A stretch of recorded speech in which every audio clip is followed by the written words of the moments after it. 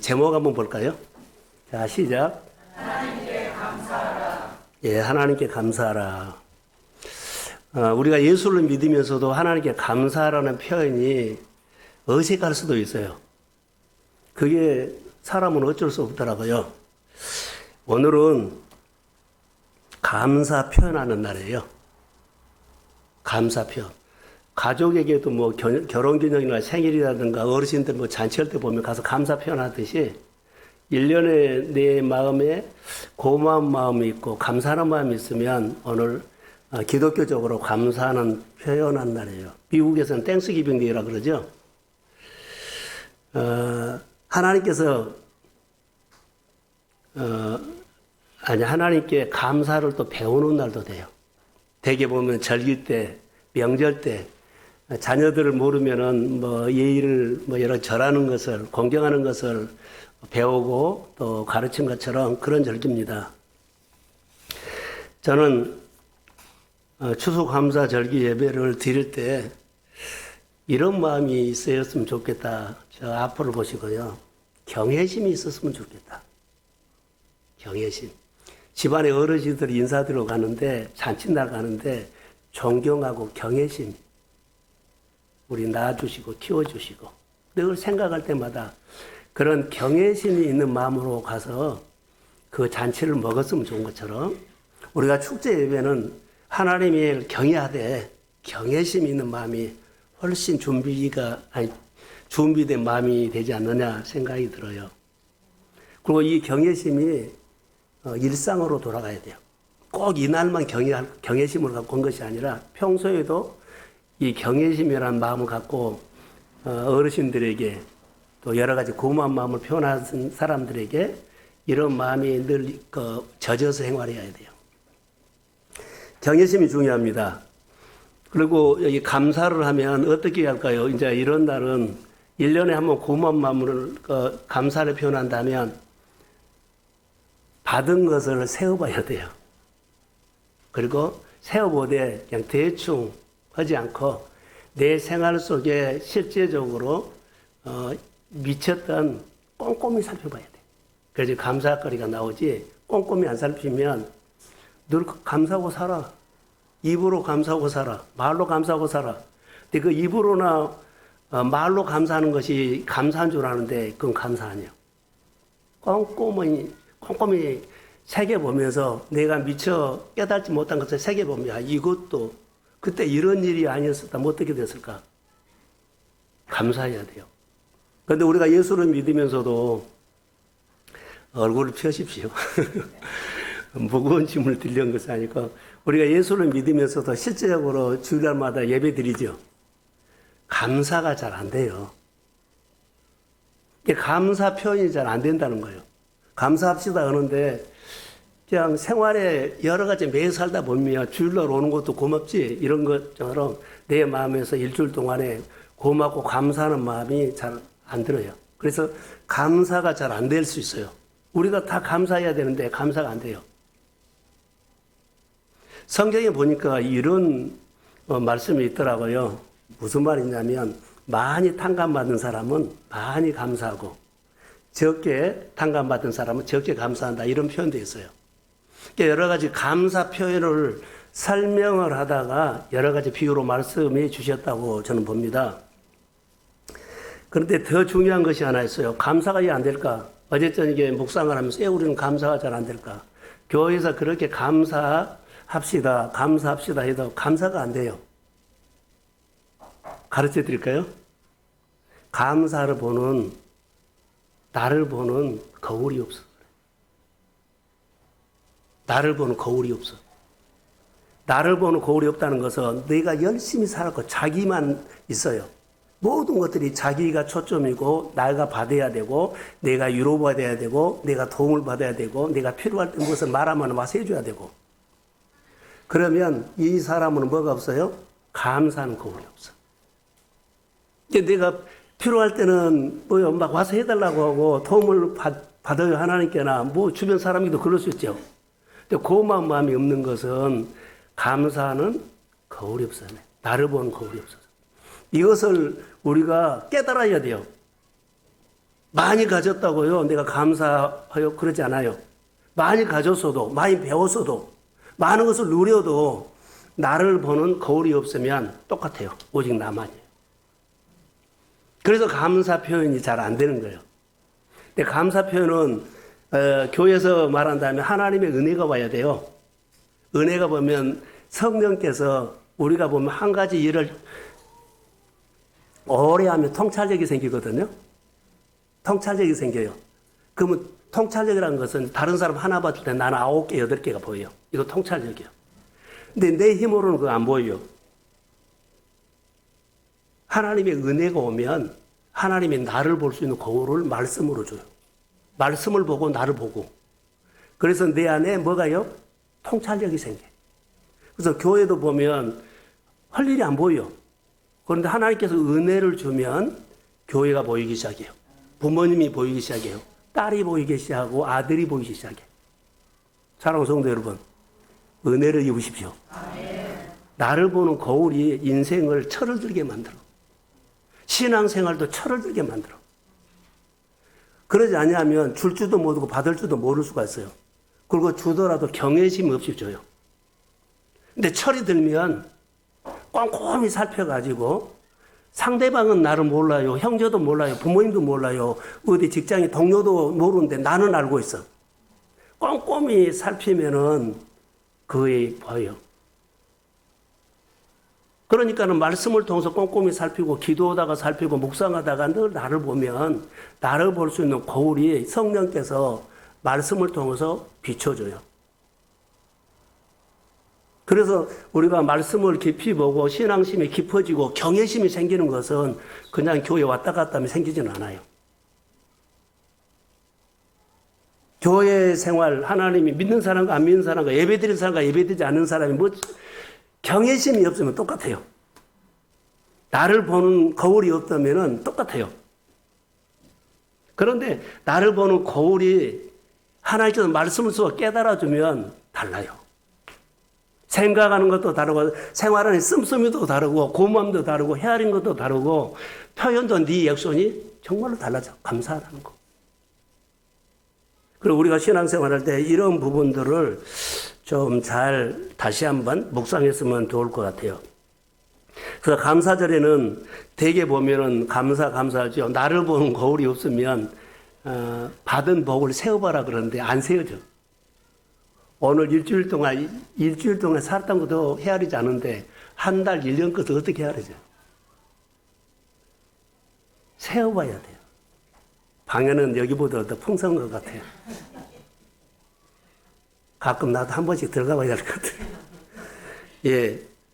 하나님이 해 주신 일들이 많아요. 세어보면,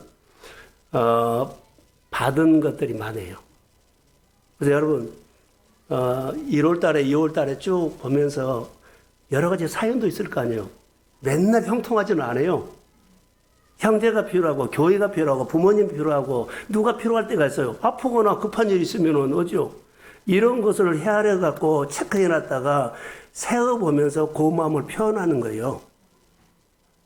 점점 그 사람 뭐요? 나를 보는 거울이 생겨. 나를 보면 돼요.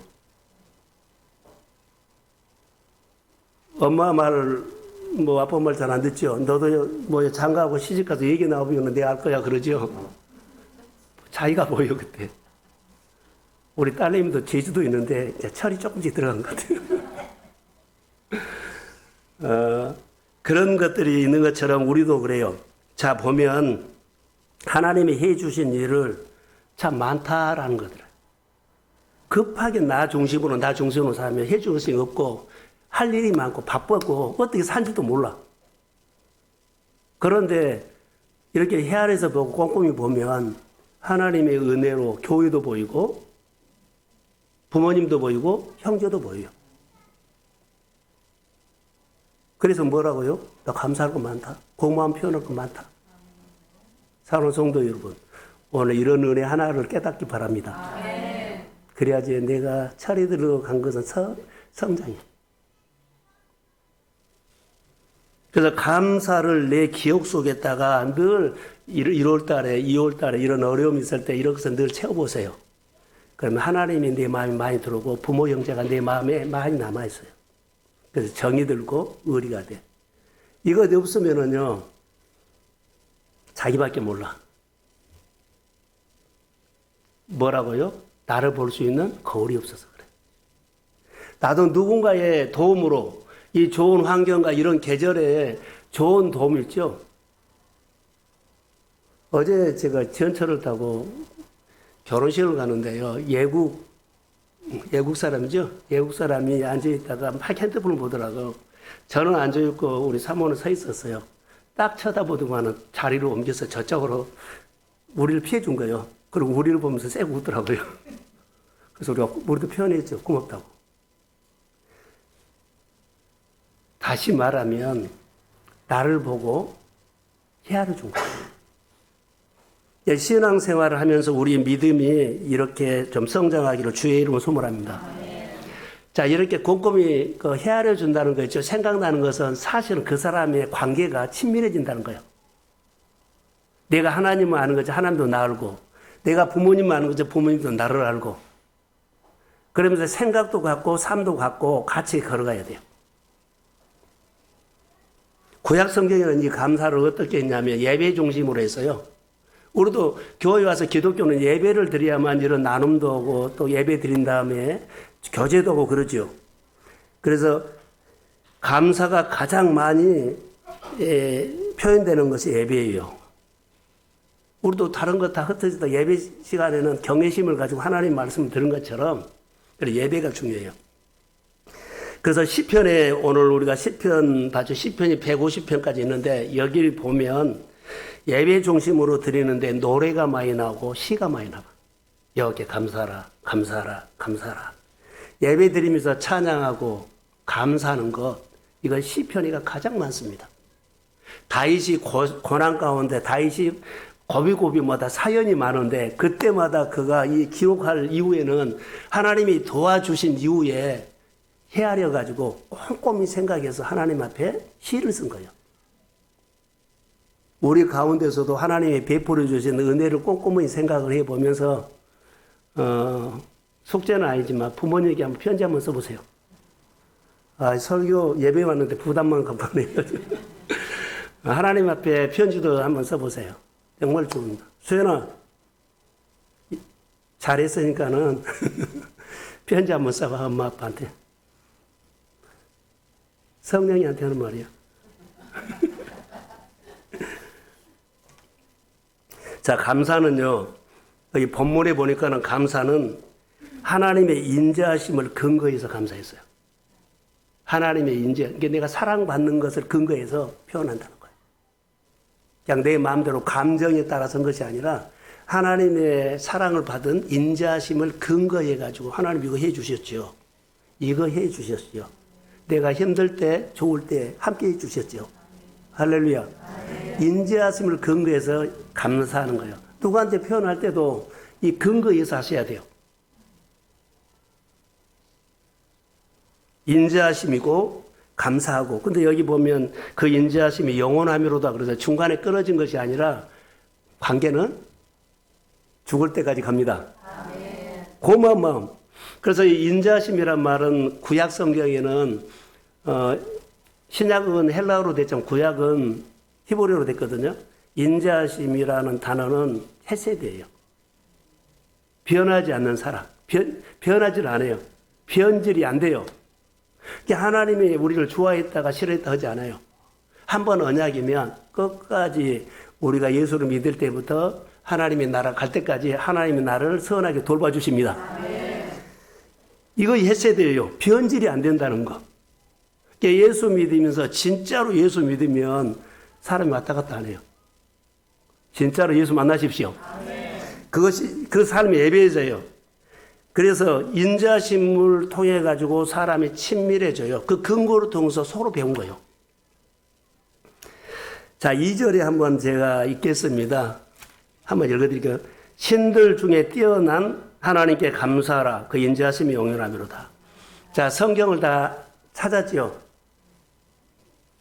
136편 성경을 다 한번 보세요. 전부 다 여기 보면 후렴구가 그 인자하심이 영원함이로다. 다 뭐요? 앞에서 이렇게 하나님이 선하시고 뭐 감사합니다 그러면 그 인자하심이 영원함이로다. 모두가 공동체가 떼창을 하는 것을 함성을 지는 거예요. 할렐루야. 오늘 예배는 제가 설교하면 여러분들 아멘이 하나님이 인자하시면 영원함이로다. 그 마음이 들어간 아멘을 하십시오. 그게 예배예요. 그러니까 개인적으로지만 우리 가족이 10명 모여서 그 하나님이 우리 가족을 돌봐 주신 것을 그 인자하심이 영원함이로다. 회사도 그러고 직장도 그러고 그런 거예요. 여기 보면 공동체에서 그렇게 말씀을 하고 있어요. 인자하심. 그래서 이 헤세드라는 단어는 하나님의 인자하심인데요. 하나님과의 관계 용어예요. 관계, 너랑 나랑 관계 용어가 인자하심이에요. 헤세드. 관계가 된 사람이 하는 거예요. 그러니까 교회와 관계가 되는 사람은 이거 뭐 헤세드 이 관계 용어를 사용할 줄 알아야 돼요. 직장에서도 하나님이 내 직장을 보냈고 이 직장을 주셨고 직장에서 우리 일용한 양식을 공급받으면서 일은 하지만 하나님이 주신다고 믿고 직장 속에서 하나님과 관계 용어를 하십시오. 하나님이 여기 보냈는데요. 이렇게 어려운 있고 좋은 일이 있어요. 하나님이 어려울 때는 건져주시고 좋은 일이 있을 때는 더 풍성하게 주십시오. 그러면서 관계 용어로 하나님과 해야 돼요. 이것이 감사라는 표현이에요. 얼마나 하시나요? 나는 하나님과의 가정에서나 직장에서나 공동체에 모이실 때 관계 용어를 얼마나 하시나? 내 중심으로 하면 안 돼. 관계 용어는 주거니 받거니야. 이것은 너무 중요하다고 나는 생각이 듭니다.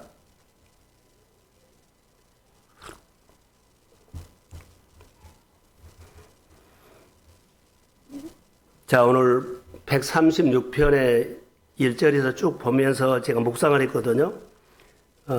감사절에 어떤 감사가 이 시편 136편에 담겨 있느냐.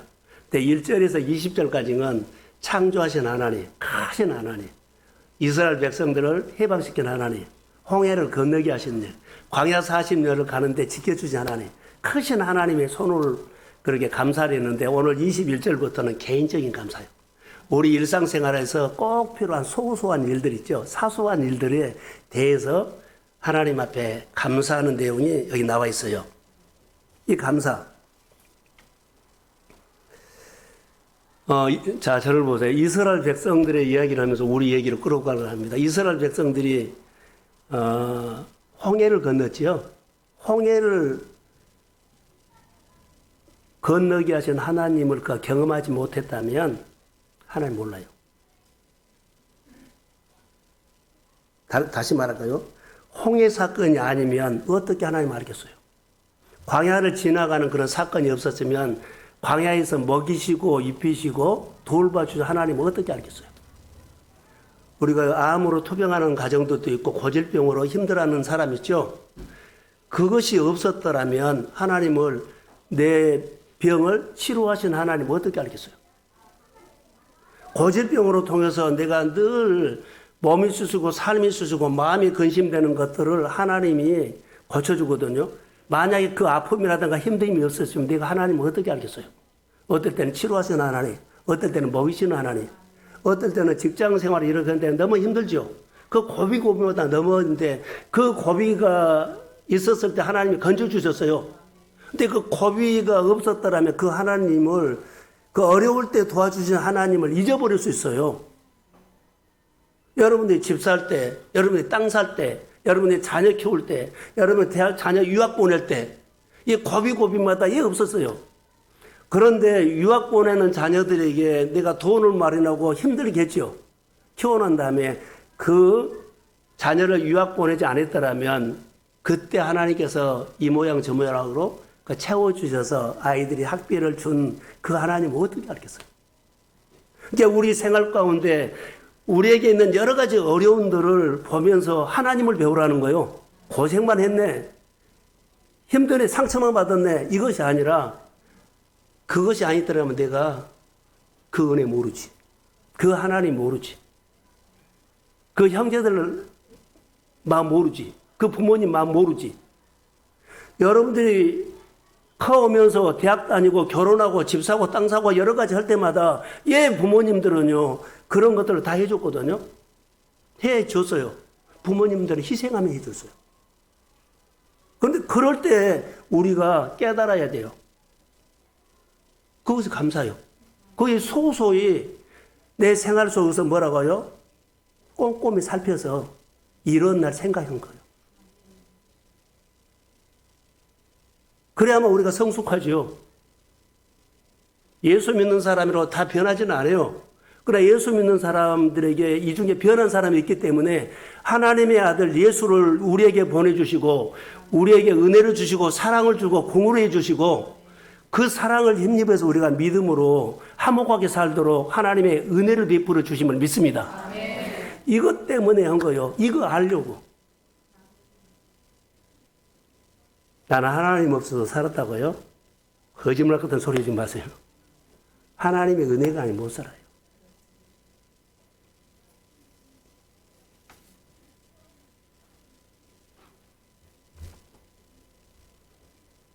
신명기 8장에 보면 이스라엘 백성들이 저를 보세요. 눈잔 뜨시고. 자, 이스라엘 백성들이 애굽에서 해방시켰거든. 430년 노예 생활 하는데 해방시켰어요. 근데 하나님이 이스라엘 백성들 홍해로 인도하죠. 그런데 보세요. 성경을 보면은, 와, 이런 하나님이구나. 250만을 이스라엘 백성들 허락도 없이 그냥 광야로 밀어 넣어버려요. 250만. 250만을 아무것도 준비가 되지 않은 광야. 거기는 뭐, 먹을 거 입을 거 준비 안 됐어요. 근데 하나님이 그리 밀어 넣어버린 거예요. 그리고는 그 40년 동안 걸어가는데 그 백성들에게 뭐 한 줄 아세요? 발이 부러뜨지 않고, 굶어 죽은 사람 없고, 못이 헤어지지 않고, 이렇게 그들을 먹이고 인도하고 보호하셨다는 거예요. 그러니까 우리가 보면 무모하게, 우리가, 자, 홍해도 걷는 것도 기적이지만, 광야 40년을 250만을 그냥 떠밀어서 밀어 넣어버려요. 들어가라고요. 조건 하나도 없어요. 그 하나님을 기억하세요. 내가 아무 준비 없이 사업도 시작하고 결혼도 하고 뭐 집도 사고 땅도 사고 했을 때 그냥 거기다 밀어 넣은 거예요. 준비돼서 한 거 아니에요.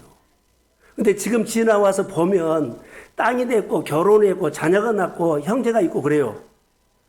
이런 것을 헤아르라는 거예요. 내가 준비돼서 했나요? 하나님이 그냥 내 마음을 어떻게 해서 떠밀어서 땅도 사고 집도 사고 결혼도 하고 직장 생활도 하고 공부도 하고 이런 하나님을 생각하시라는 거예요. 내가 열심히 살아서 먹고 산 것이 아니라 이 안에는 보이지 않는 하나님의 손길이 우리의 형제를 통해서 교회를 통해서 부모 형제를 통해서 우리를 떠밀어서 보이지 않게 하나님께서 사람을 통해서 환경을 통해서 먹이시고 이쁘시고 인도하신 그 하나님을 꼼꼼히 생각하면서 감사하는 마음이 열리기를 축복합니다. 이거 알아야 돼요. 자, 성경 구절 하나. 신명기 8장 4절. 자, 시작. 이 40년 동안에 내 의복이 헤어지지 아니하였고 내 발이 부르지 아니하였느니라. 벌써 40년 동안 내 의복이 헤어지지 아니하고 발이 부르지 아니하고 굶어 죽은 사람 없어요. 병들어서 죽은 사람 없어요. 자, 아무 준비 안 돼 250만 원 거기다 떠 밀어버렸어. 하나님이 우리 인생도 그렇게 크고 작게 내 생활 속에 그렇게 해오셨어요. 내가 생각을 잘하고 아이디어가 되고 무엇을 잘하고 해서 그 땅을 사고 뭐 집을 사고 무엇을 배우고 그런 거 아니에요. 그런 것처럼 보이지만 보이지 않는 하나님의 배우의 손길이 있었다는 것. 자, 똑같은 성경 구절이 있어요. 신약성경에 보면 예수님께서 베세다의 광야에 한 2만 명이 모였다 그랬죠. 근데 장례만 50명이, 아니, 5천 명이에요. 예수님의 제자들이 설교를 이렇게 베세다 광야에서 설교를 하는데 어떤 일이나 이제 해가 저물었어요. 그래서 제자들이 어때요? 다 돌려보냅시다. 이 사람들 어떻게 다 모이겠습니까? 했어요. 근데 예수님께서 갈 것 없다. 보내지 말라. 그렇게 했어요. 다시 말하면 하나님의 언어나 예수님의 언어는 없는 것을 있는 것처럼 봅니다. 자, 2만 명 모이는데 5천 명 모이는데 갈 것 없다.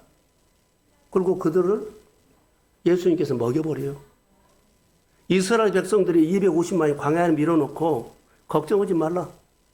하나님이 먹이시고 인도하시고 이끄시고 보호하십니다. 작은 것을 가지고 크신 하나님을 생각하세요. 내 작은 일상을 가지고 하나님은 더 큰 일들도 하심을 믿습니다. 그래서 우리가 늘 눈앞에 보이는 거 이거 바등바등 살지 마시고 하나님이 오늘 은혜를 주시고 추수감사할 기회는 나를 새롭게 빚어서 새로운 길을 열어주실 줄로 믿습니다. 똑같은 사람이고 똑같은 환경인데 나를 새롭게 빚으면 내 마인드가 커지고 그릇이 커지고 생각이 커져. 여러분 큰 사람 되십시오. 큰 그릇 되십시오. 그리고 눌려 살지 말고 당당하게 하나님께서 여러분들을 권위를 세워 주실 것을 믿습니다. 컨셉이 달라. 이게 오늘 추수감사할 이후에 우리 교회나 우리 성도들이 하나님이 나에게 은혜를 주시면 새롭게 빚어서 젓는 것은 하나님의 손길이 우리 일상에서 나타날지어다. 그 하나님을 경험하는 예배예요. 그래서 생각을 많이 바꾸셔야 돼요. 자, 오늘 본문의 21절 한번 띄워주실래요? 자, 시작.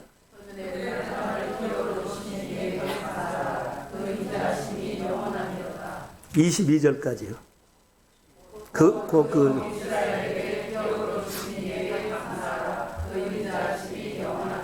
여기 기업이라는 단어가 나오는데 이스라엘 백성들이 하나님께서 기업을 줬어요. 기업이 뭔 줄 아세요? 기업. 삼성, 현대가 아니에요. 여기는 기업이란 것은 삶의 터전을 말해 준 거예요. 이스라엘 백성들 광야 40년 동안 갔지요. 노예 생활하다가 해방돼서 거기 가거든요. 그런데 가나안 땅에다가 하나님께서 삶의 터전을 마련해 줬어요. 이것보다 기업이라 그래요. 이제 여러분들에게 자 생각해 보세요. 나 맨주 먹였어요. 아무것도 없어요. 자, 뭐 부산에서 충청도에서 전라도에서 서울 객지생을 와가지고 자 일하다가 이제는 삶의 터전인데 집도 주고 기업도 주고 벌어먹고 사는 거 다 하나님께서 주시는 삶의 터전을 마련해 준 것이 오늘 우리로 말한다면 하나님께서 주신 기업입니다. 아멘. 내가 생각을 잘해서 한 것처럼 보인다. 아니요. 하나님이 허락하셔야 돼. 아멘. 크신 하나님에 대해서 믿음 생활하는 것은 이것 때문에 하는 겁니다. 아까 나를 보는 거울이 없으면 내 중심이지만 하나님의 은혜를 받으면 나를 보는 거울이 있어서 사람도 보고 사업도 하고 생활이 커져. 통찰력이 생긴다는 거예요. 이스라엘 백성들에게 지금 이스라엘 백성 후손들에게 삶의 터전을 마련해 주신 것이 기업이에요. 부모님들도 우리를 뭐 죽기 살기로 그렇게 표현을 안 하겠습니다. 자녀들을 키우지요. 자, 학교를 보내고 유학을 보내고 기술을 배우고 학원을 다니고 이거 삶의 터전을 마련해 주는 투자를 누가 해요? 부모님들이 희생해서 해요. 이거 헤아려야 돼요. 내가 열심히 살아 큰 거 아니에요.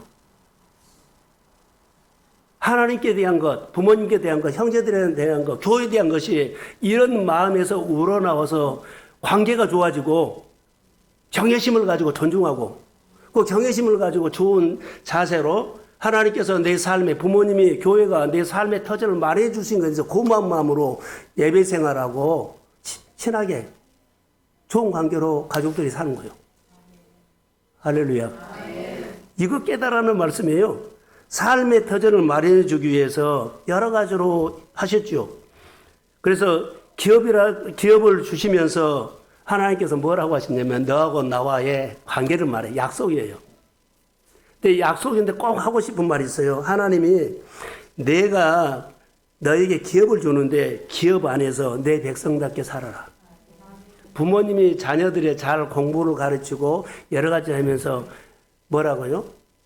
우리 가정 안에서 가문 안에서 내 자녀답게 살아라. 할렐루야. 그런 마음이에요. 다 컸으니까 내 마음대로 할 거야. 그럴 수도 있지만 그러면 안 돼. 세상에서는 그럴 수 있어. 그러지만은 나이가 들어가는 어르신들을 보면 삶의 터전을 마련해 주신 하나님, 부모님, 형제들에 대해서 이런 마음이 우러나와서 새롭게 생각이 바꿔져야 돼. 그래서 이것은 이 기업은 영원한 기업이다 그랬죠. 나 도와줄 때만 3년만 도와주고 딱 끊어? 그거 아니에요. 죽을 때까지. 할렐루야. 이것이 성경의 약속이고 기업이답니다. 우리 성경에 말하는 기업은 삶의 터전을 마련해 준 것. 삶의 터전을 기업으로 주신 하나님 앞에 감사하면서 하셔야 돼요. 그런데 사람은 변하더라고요. 자, 이스라엘 백성들이 삶의 터전을 만들어서 가나안 땅에 보내는데 하나님께서 주시는 은혜를 평생 살 것처럼 보이는데 못 살아요. 우상을 만들었죠. 어느 날 바알이 너 하나님 믿을 때 주일 지키고 먹는 게 힘들지? 내가 너 하나님이 되면 너 하고 싶은 대로 다 하도록 내가 줄게. 그래서 바알이 들어와 버려요. 그래서 하나님의 관계가 깨져요. 이스라엘 백성의 삶의 터전을 마련해 주신 하나님에 대해서 마음을 닫고 바알이라는 것은 내 중심으로 사는 거예요. 그래서 이스라엘 백성들이 나중에 보면 포로 생활을 갖고 어려움을 당한 거 있어요. 삶의 터전을 마련해 주신 하나님을 잃어버리고 그들이 우상이 들어와서 내 생각대로 살 때부터 그들은 힘들어졌어요. 하나님의 관계가, 가족 관계가 믿음의 언어를 하시기를 소원합니다. 아멘. 너무 중요해요. 자, 23절 한번 볼까요? 자, 시작. 우리를 비천한 가운데서 기업해 주시니 영사하라. 그 인자하심이 영원합니다. 24절도요. 우리는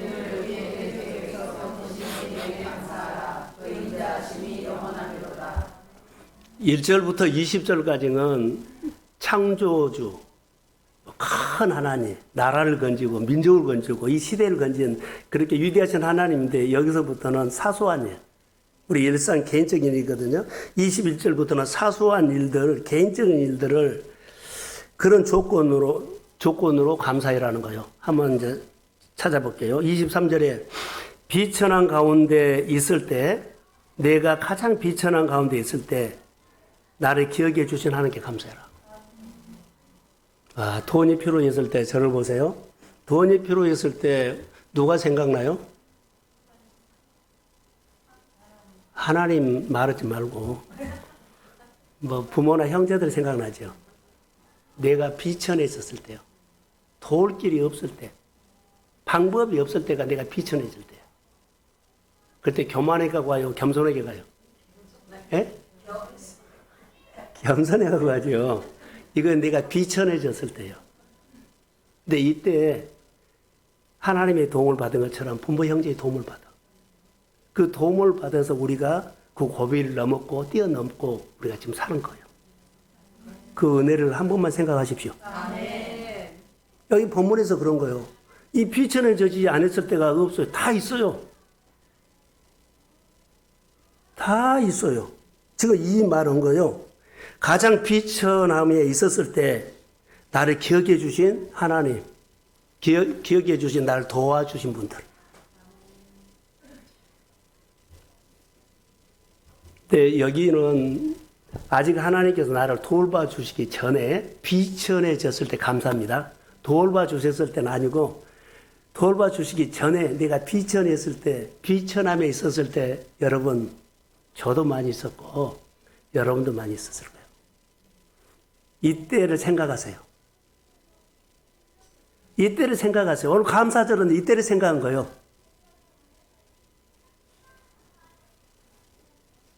다시 말할게요. 비천하다는 것은 내가 낮아진 상태. 비천하다는 것은 하나님이 나를 낮추는 시대예요. 너 그 복을 주고 싶은데, 그 건물을 주고 싶은데, 그 땅을 주고 싶은데, 그 장소에 사업을 하고 싶은데 나는 없어요. 하고는 싶은데 없어요.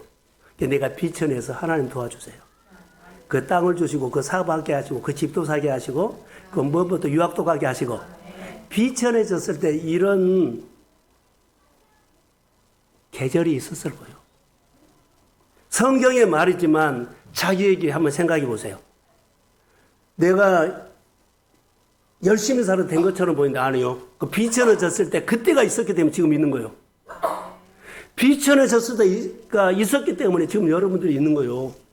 지금 내가 살고 있고, 지금 내가 사업도 하고 있고, 장사도 했고, 집도 사고 있고, 여러 가지 할 수 있는 거예요. 그 비천해졌을 때, 그때 누구의 도움을 받았느냐는 거, 그거 하나 가지고 내 인생이 바꿔지기 시작합니다. 근데 그렇게 도와주신 하나님의 은혜, 형제들의 은혜, 부모님의 은혜를 생각해라는 거예요. 비천해졌을 때, 그 비천해졌을 때만 지나면은 내 맘대로 아니요. 그러면 경외심이 없는 거예요.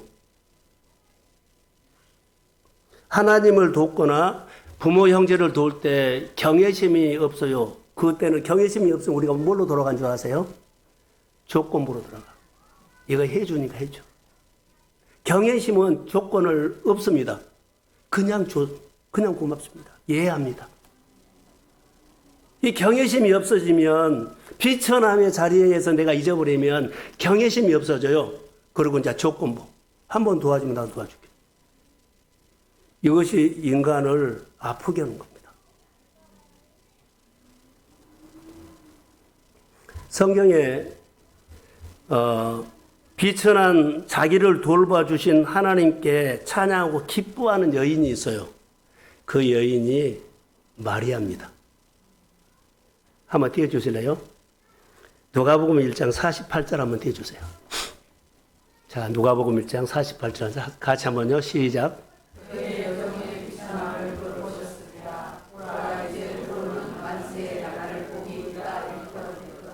마리아가 했던 고백이에요. 마리아가 비천한 종으로 하나님이 나를 돌봐주셨습니다. 비천했을 때 돌봐주셨습니다. 그리고 나를 기억해 주신 거 감사합니다. 이렇게 말하고 있어요.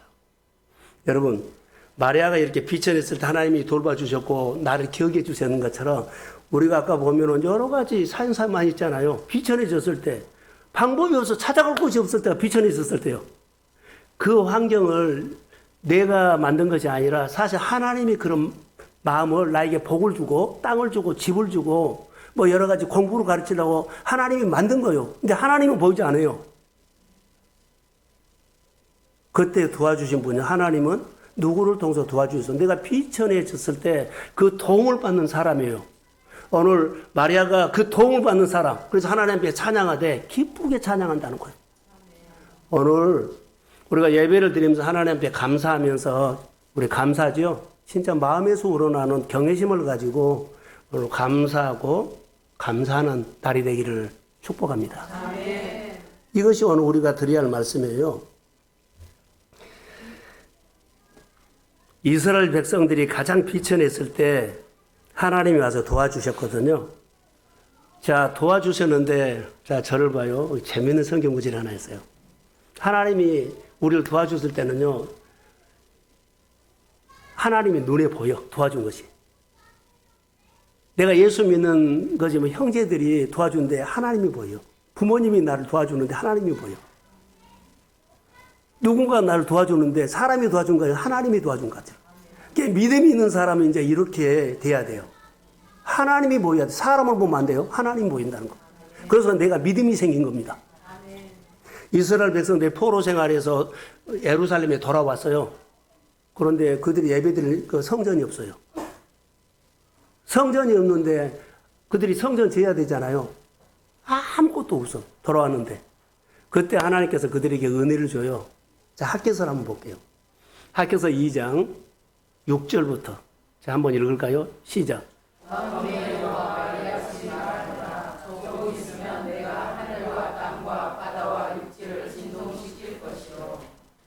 7절. 모든 나라의 보배가 열리니 내가 이 성전의 영광이 충만하게 하리라. 마음의 여호와의 말이다.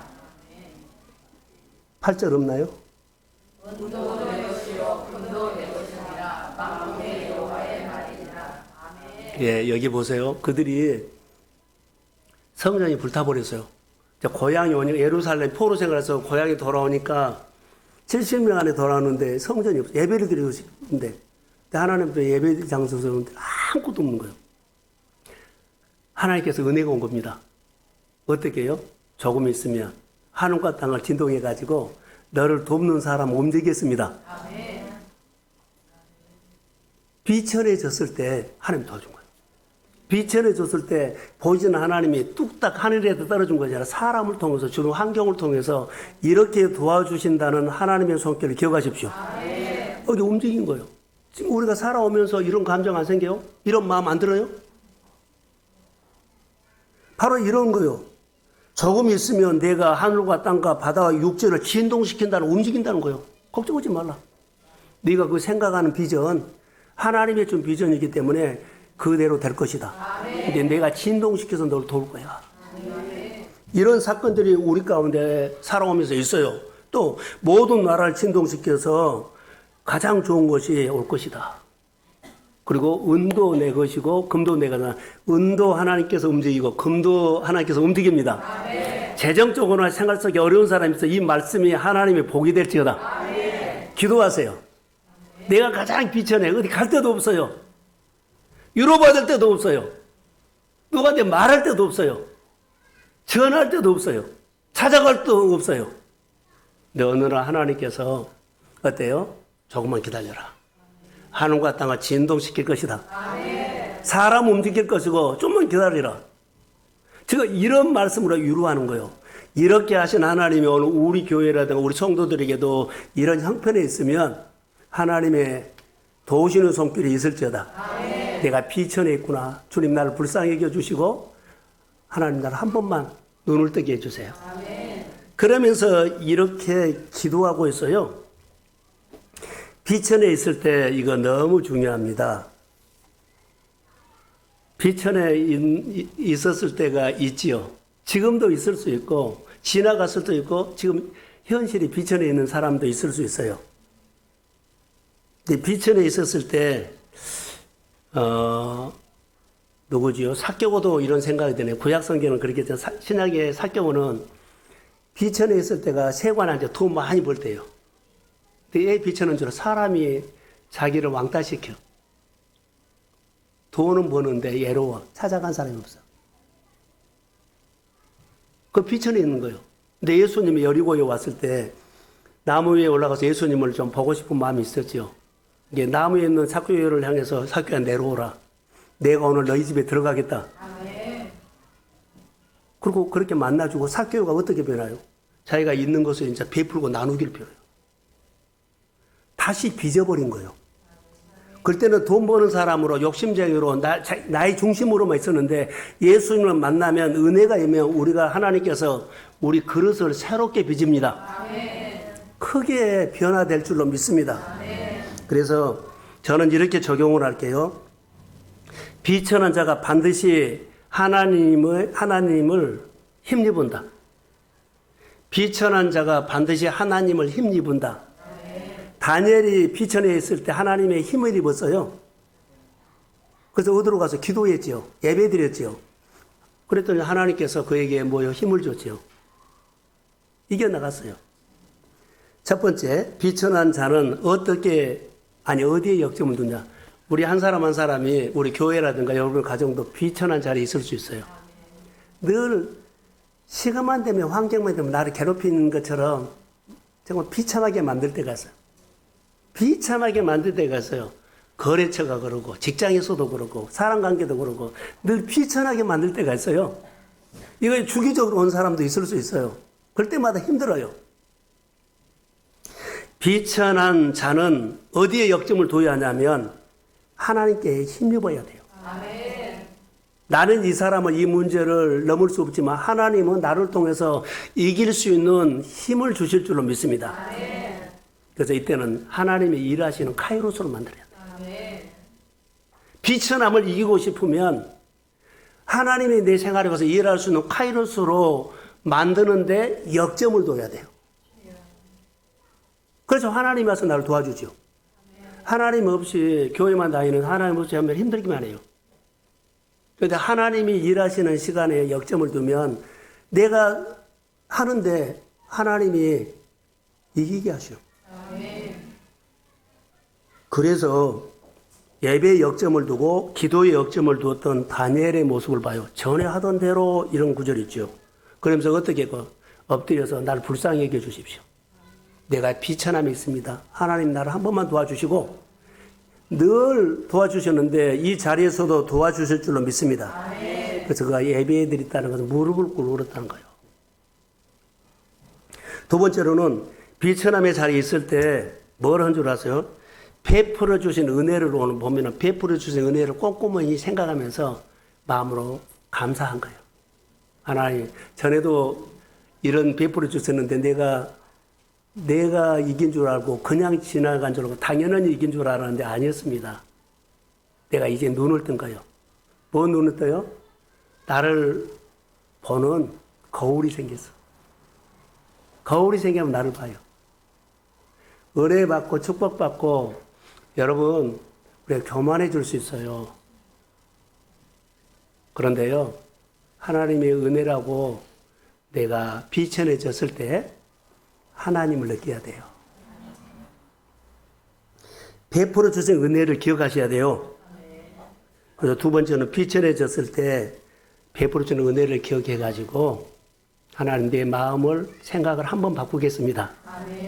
세 번째는 비천해졌을 때 어디에 역점을 두느냐? 하나님의 관계에 역점을 두세요. 부모님의 관계, 형제의 관계, 이 연계. 이건 너무 중요한 거예요. 찾아갈 곳이 없을 때하고 찾아갈 곳이 있을 때는 달라요. 어려우면은 다니엘이라든가 하나님의 사람들은 엎드렸고요, 기도했고요, 도와달라고 했고요, 그리고 찬양했어요. 자, 이제 25절을 보고 마치겠습니다. 자, 25절. 한번 자, 시작. 모든 육체에 먹을 것을 주신 이에게 감사하라. 그 인자하심이 영원하리로다. 저는 이것을 보면 모든 육체라고는 우리가 입을 거, 먹을 거, 마실 건데요. 자, 눈 뜨고 저를 보세요. 가장 우리가 먹는 거 있죠. 입을 거, 먹는 것은, 입고 먹고 마시는 것은요, 가장 사소한 거예요. 근데 우리는 가장 사소한 것에 막 인생을 걸어버려. 이렇게 인생을 살아버려요. 이게 우리가 평생 먹고 입고 마시고 이것도 이것은 우리 인생 가치관이 아니에요. 그러니까 하나님께서 다시 빚어서 우리에게 인생을 누릴 수 있는 하나님을 누리고 사람을 누리고 하고 싶은 대로 영광받고 박수받고 사십시오. 아멘. 이렇게 바꿔야 돼. 입을 것, 먹을 것, 마실 것만 이렇게 여기 보면 아주 가장 낮은 단계거든요. 인간의 가장 기본적인 거예요. 근데 여기에다가 우리 인생을 걸어버리는데 이거 아니에요. 우리 삶을 하나님을 알면서 여러분들이 좀 누릴 것은 누리고 하나님께서 받을 것은 많이 받고 또 베풀 것은 많이 베풀고 사람답게 영광 받고 박수 받으면서 여러분의 사는 컨셉이 새롭게 빚어지기를 축복합니다. 그래서 여기 보면 가장 큰 일도 주셨지만 가장 작은 것까지도 우리 시편 136편에 보면 가장 큰 것부터 가장 작은 것까지 하나님이 다 주관한다는 거예요. 시작도 끝도. 내가 그냥 한 것처럼 보여도 내가 비천한 자리에 주님은 다 아셨어요. 나는 그 비천한 자리에 나를 도와주신 하나님은 난 모르고 있었지만 어느 날 여러분들이 깨닫게 될 거예요. 은혜가 오면 깨닫게 돼요. 그런데 가장 아쉬운 것이 부모님 죽었을 때 형제들이 떠났을 때 그때 깨달으면 안 돼요. 있을 때 살아있을 때 같이 가까이 있을 때 더 고마운 마음을 표현하고 오늘 추수감사절 하나님께 감사를 드리는데 여러분 하나님의 인자하심으로 여러분 안에 큰 은혜가 있기를 주의 이름으로 축복합니다. 그래서 감사하는 은혜를 한번 세워보십시오. 기억하십시오. 그리고 입으로 하는 것을 실제로 하시기를 우리 모두가 그런 마음을 가지고 새롭게 놀라게 주실 은혜를 생각하면서 여러분을 믿음으로 축복합니다. 네. 일어서시